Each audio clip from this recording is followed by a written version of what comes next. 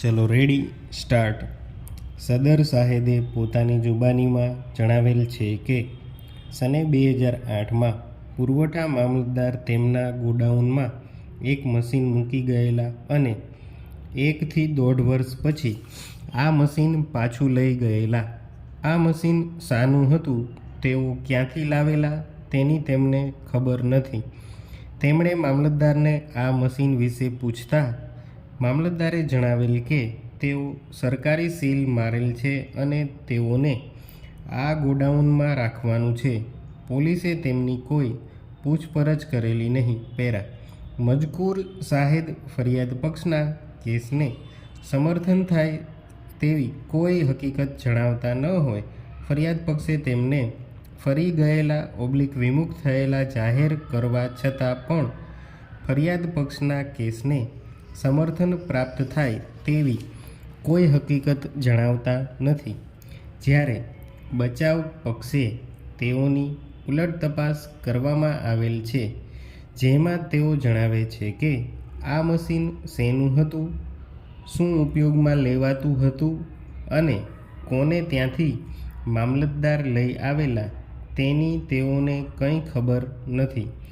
પોલીસે તેઓને ક્યારેય કંઈ પૂછેલ નહીં. પેરા સદર કામે આંક 78થી સાહેદ પૂંજાભાઈ જીવાભાઈ ડામોરને તપાસવામાં આવેલ છે.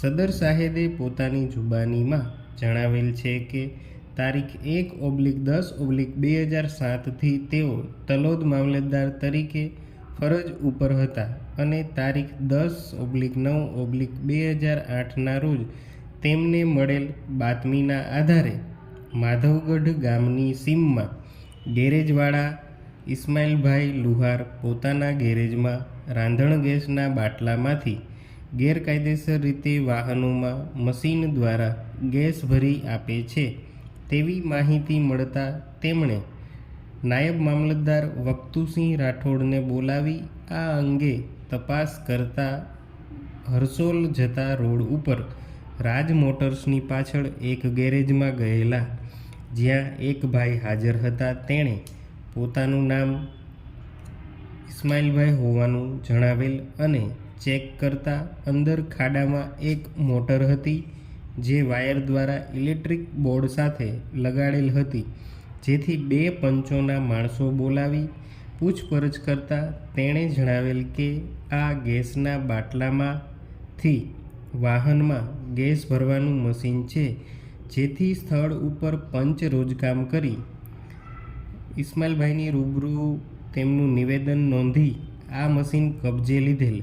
ઇસ્માઇલભાઈએ જણાવેલ કે અડધો કલાક પહેલાં તલોદના પોપટભાઈ પ્રજાપતિ તેઓને ત્યાં મારુતિવાન બાટલા લઈ આવેલા અને તે બાટલામાંથી તેઓએ તેમની મારુતિવાનમાં ગેસ ભરી આપેલો. જે 2 બાટલા ભરી આપેલા અને હિંમતનગરથી DSO સંગાડા સાહેબ આવી જતા તેની સાથે શ્રી જેવી માળી તથા JP વ્યાસ પણ આવેલા, જેથી તેઓની સાથે ફરીથી ગેરેજ ગયેલા અને આ લોકોએ પણ આ મશીન જોયેલું અને બીજા પંચો બોલાવી રોજકામ કરેલું અને તેમના રૂબરૂ ઇસ્માઇલભાઈ તથા પોપટભાઈનું નિવેદન લીધેલું અને પછી આ કાગળો હિંમતનગર લઈ ગયેલા. ત્યારબાદ કલેક્ટર શ્રી તરફથી પોલીસ ફરિયાદ કરવાનો હુકમ આવેલ. સ્ટોપ.